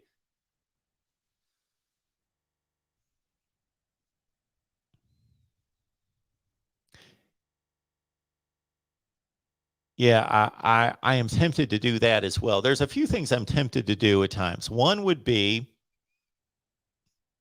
as you're alluding to right there, Roger Dodger, that my preseason top 25, just to show that this means nothing, for my preseason top 25, just to have, App State number 1, Rutgers number 2, Kansas number 3. I don't know. Ohio State number 5. Just throw them out there. Parker thinks Utah could make the playoffs this year. Certainly they could. In conference, they've got USC and UCLA, of course. And they do have Oregon. They do have Florida. That trip to Gainesville is going to be huge. And, of course, they need to beat Florida and have Florida have a decent season. This is not going to just help them, but the Pac-12. The Pac-12 is horrible. Let's all understand that. I'm sorry, Eric. Sorry, others that love the Pac-12. The Pac-12 is awful. It has been. But we're wiping the slate clean and going to reevaluate and judge the Pac-12 just based on 2022. And those first 2 games, let's look at the Pac-12. In addition to Oregon, Georgia, and Utah, Florida,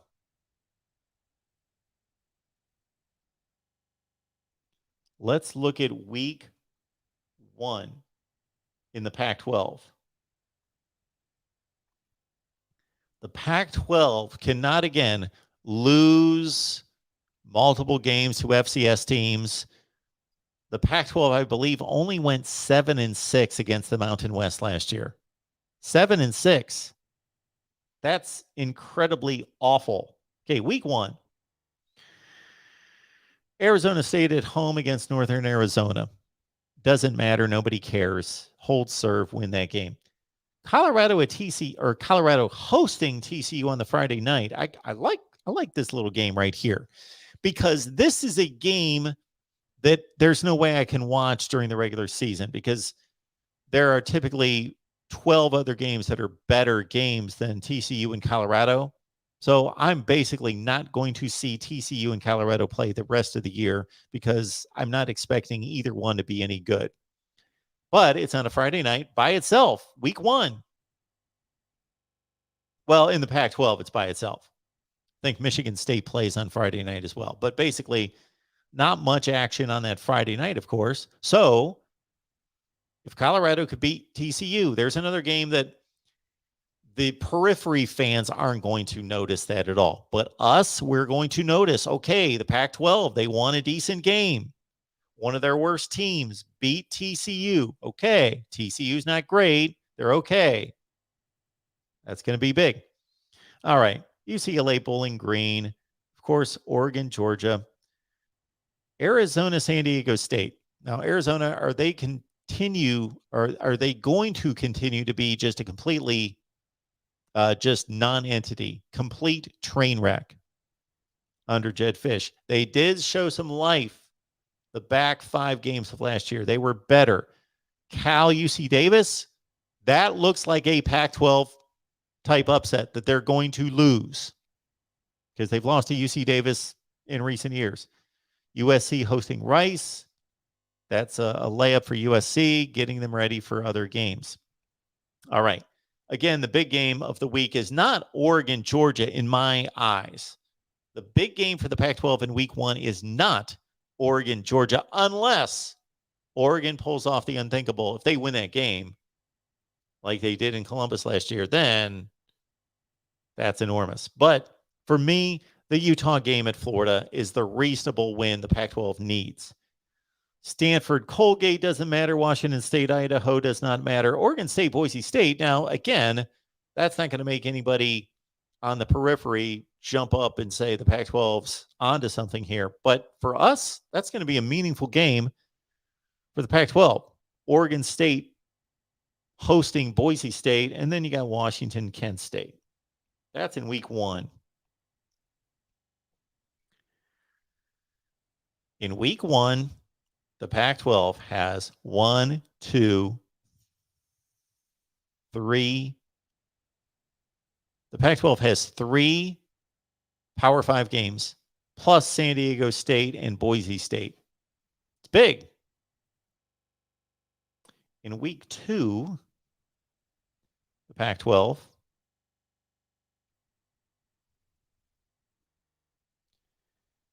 week 2, Utah, Southern Utah, doesn't matter.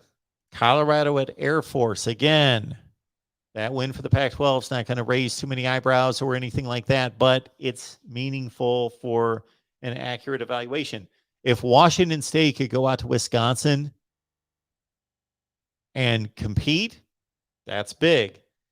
Cal hosting UNLV, they're bad. Washington hosting Portland State, UCLA, Alabama State. Arizona State goes out to Oklahoma State. Now, they're not going to compete in that game, you would not think. But if they do, Arizona State is supposed to be a pretty difficult year for ASU football, probably 6 wins. Go to Oklahoma State and compete or win. Oregon, Eastern Washington, Oregon State at Fresno State. That's a game that the Pac-12 typically struggles or loses. Got to hold serve against the Mountain West. Arizona hosting Mississippi State. Forget it. They're losing. I just don't see them competing in that game. Will Rogers is going to just chuck the ball all over the field. Okay, week 3. This is probably the last week of a ton of non-conference games for the Pac-12. In week 3, UCLA hosts South Alabama. Cal goes to Notre Dame. That's big for the Pac-12. I mentioned the Colorado game at Minnesota. BYU, Oregon. Oregon cannot be losing to BYU at home. That cannot happen. Washington State hosts Colorado State. Washington at home against Michigan State. Upset alert. Oregon State hosting Montana State. San Diego State at Utah. Utah lost to San Diego State. So the Pac-12 champion who advanced to the Rose Bowl lost to BYU and San Diego State last year. That cannot happen if you're a Pac-12 person. Your champion loses to San Diego State and BYU. Okay, we got USC, I believe that's the name of the school. USC hosting Fresno State. Fresno State's probably going to take a bit of a topple this year, not be what they've been in the past, but they were a tremendous team last year. But of course, Kalen DeBoer has moved on to Washington. Arizona hosts North Dakota State. That's not necessarily a win for Arizona against North Dakota State. And finally, Arizona State hosts Eastern Washington. So in week 3, the Pac-12 takes on 1, 2, 3, 4 Power 5s. I'm including BYU and Notre Dame. 4 more Power 5s for the Pac-12 to play in week 3. And on top of that, San Diego State and Fresno State.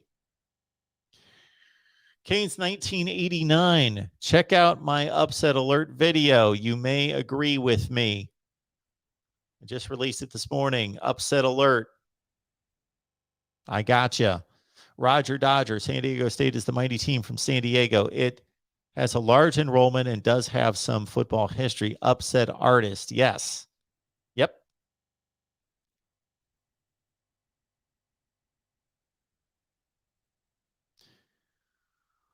All right. Good to see all you folks here at the Voice of College Football. And again, the reminder here is that this is the launch of our big summer festival. Monday, Thursday, and Friday call-in shows. We've got a set schedule right there. Summer call-in show schedule. Monday at noon, Thursday at 6, Friday at 9, all Eastern time. The Voice of College Football Summer Festival. You have to say it like that. Festival. And we will have call-in shows. The new earpiece is arriving from Amazon on Tuesday. Bold prediction from Dame Dalla Pettigrew. A Big Ten team is going to catch the Natty this year. So I can only see one team from the Big Ten winning the Natty, and that's not Michigan. I got my Michigan colors on today, but not quite Michigan. Don't see I can see Michigan going to the playoff. Canes 1989. Okay, you will, Mark, and I will let you know what I think of it. Thank you.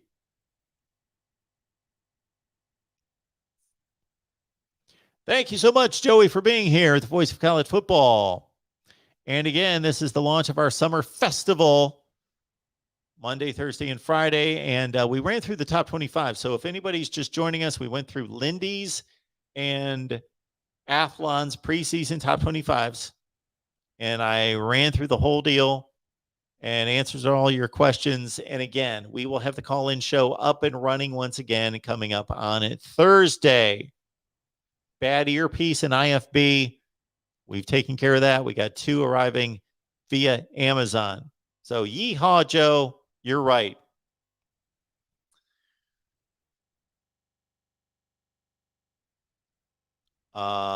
Should pin those down at the bottom of the screen in regards to when the shows are. Okay, we can do that.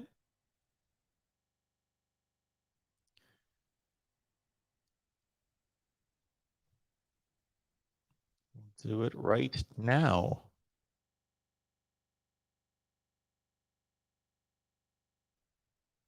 How about that? Summer Festival call-in show, Monday, Thursday, and Friday. Hopefully those times work for all of you. I tried to do my best to move it around the various time zones and to take all that into consideration. Dame Dalla, thank you so much for that. Being one of the best college football shows around. Mark, thanks for taking time out of your own day to debate with us. Well, this is kind of what I do. Another bold prediction. This must be bold prediction day. Brooks Bradshaw, a new dynasty. Multiple titles will emerge in the next 10 years, and it will be either Texas A&M, Miami, Tennessee, or Nebraska. Okay, the thing I don't like about your bold prediction, Brooks, is that it seems like you're shooting darts. So there's nothing that these teams have in common, these programs. Texas A&M, is it going to be Texas A&M? Is it going to be Miami? Is it going to be Tennessee? Or is it going to be Nebraska? You probably put them in order of who has the best opportunity to make it happen. I will say that. Miami maybe over Texas A&M. That's a close call.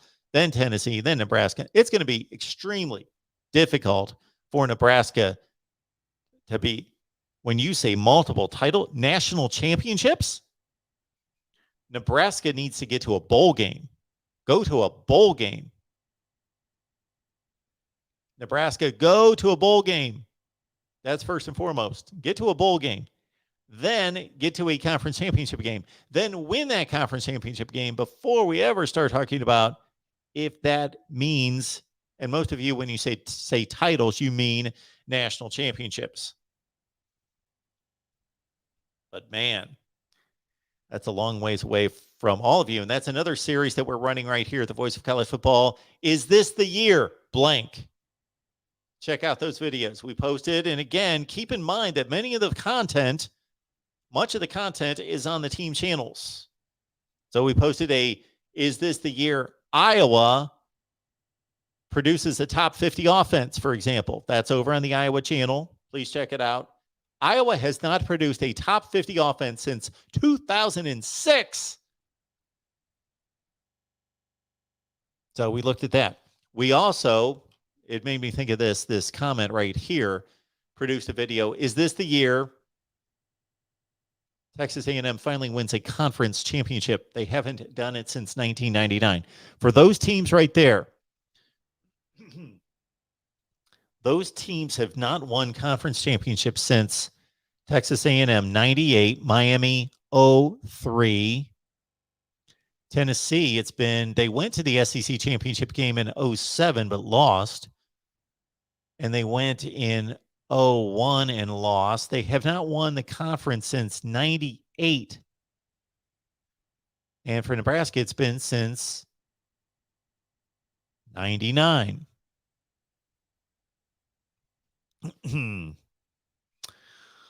John says, was the 2006 Iowa offense this Ricky Stanzi year? I will double check on that.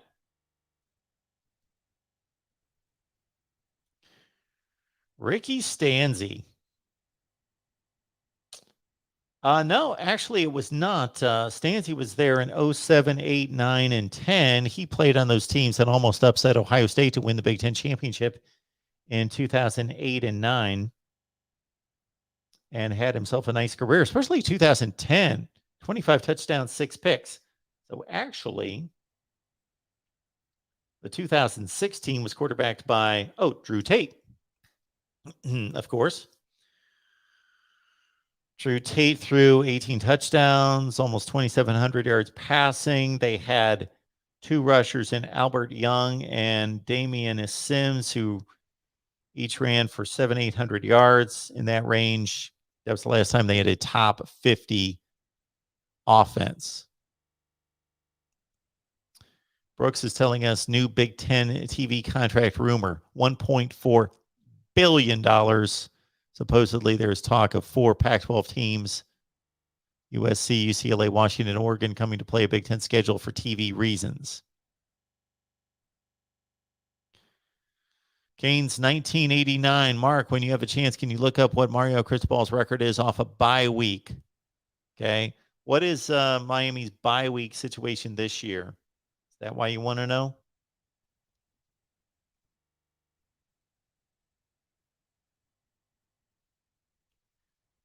Miami has a bye leading into North Carolina. Yes, good call there, Canes 1989. Got to beat North Carolina finally this year. The big games for everybody's talking Clemson and they're talking Texas A&M for the Miami schedule, and I get that. It's a measuring stick against elite or near elite. But the 2 biggest games for Miami this year are North Carolina and Pitt. They should be, if the division goes the way most of us think. And so Mario Cristobal, yes, we could look at that at some point. This is not the place to ask me questions, though, unless I'm going to answer them right this second. This is not the place to give me requests, because I will forget them. All right, everyone, as we reminded you off the top, this is our big summer festival kickoff. We're launching right here, the Voice of College Football, our summer festival, Monday, Thursday, Friday at noon on a Monday, 6 Eastern on Thursday, 9, in addition to all our call-in shows. Iowa, Nebraska, USC, Ohio State, Oklahoma, Michigan, Florida State, Miami, West Virginia. And then, of course, also keep in mind, you can contribute at Venmo, PayPal, and Cash App in addition to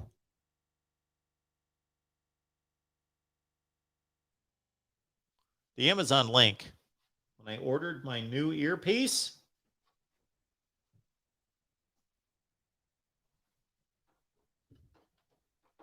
went to the Amazon link. Please grab the Amazon link in the description section of all the videos. That's where I ordered my earpiece. Please use the link that we provide you. That would help us tremendously. Thank you so much for that. I find out all the time about how many of you don't know that we've got team channels. And I was like, oh my goodness. A huge Miami fan tweeted me yesterday and said, Mark, where are the Miami shows? Where are the Miami shows? We do 2 every week. I didn't know you had I show them the link. the channels. I didn't know you had a Miami channel. Really? Okay. So I can't assume that all you guys have like other things to do. I get it, like families and hobbies and cars breaking down and all sorts of stuff like that. You can't keep track of what we've got going. So I got to remind you guys all the time. We got team channels, team live streams with different content on them. So please lock it in at all the team channels that we've got. And the Discord.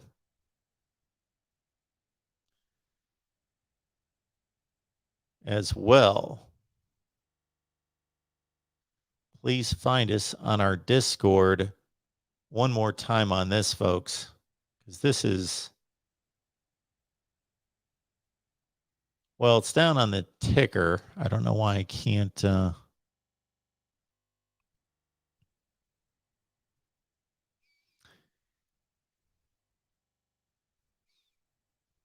There we go.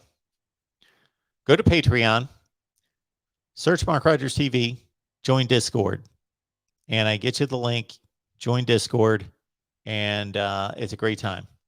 Eric's on there, Tim's on there, Ronan's on there, the real MVP's on there, Joey Foster's on there.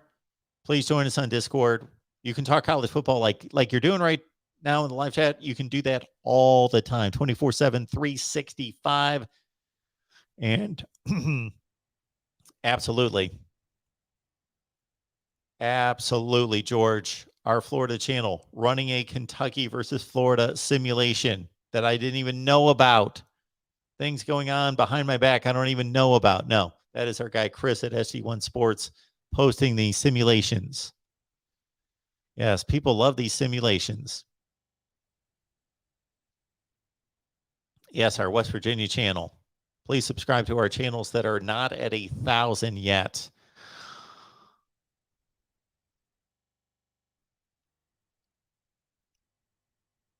I don't really understand, Mikey, when Mark orders using the Amazon link. No, I have to pay Amazon, so some of it might as well come back to me, right?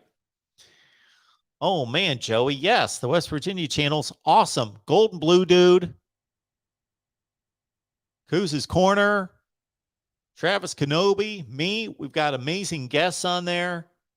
We're going to have more amazing guests thanks to Joey, and I'm tracking down folks myself all the time. So, yes, our Friday night shows on the West Virginia channel, and they're right here at the Voice of College Football on the main channel. Fun times. The West Virginia show has just been phenomenal. Deerfield is telling me, hey, Mark, word is Florida State got an offensive line transfer from South Carolina. We'll be all over that by Wednesday for sure. And maybe before that. Actually, Deerfield, Noel, be looking out for this. I'm recording with Nate Greer from Noel Game Day tonight. So we're going to post those videos soon. Michael, who is it a trap game for and needs to win more, Purdue or Penn State? Well, it's not a trap game. It's the first game of the season. So it's not a trap game. Who needs it more? Well, to win the division and get to a conference championship game, Penn State needs it more. Purdue can lose games. Purdue can lose games outside the division.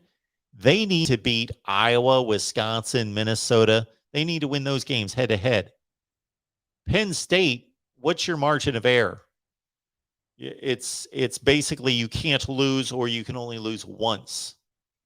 And then you got to beat Ohio State and Michigan head to head. So it's clearly Penn State needs the game more to be in contention in the Big Ten. And it is not a trap game. All right, folks, appreciate all that you do. Again, it's our big summer festival launch. This is the kickoff right here, and we appreciate you being here at the Voice of College Football. Monday at noon, Thursday at 6, Friday at 9. Next time you tune in, it is going to be a call-in show, courtesy our Amazon link where we got our earpiece. Thanks for being here. We will see you Tuesday. Next is Tuesday 4 Eastern, 1 Pacific. USC. I'm going to display this visually and explain this. We got a USC channel.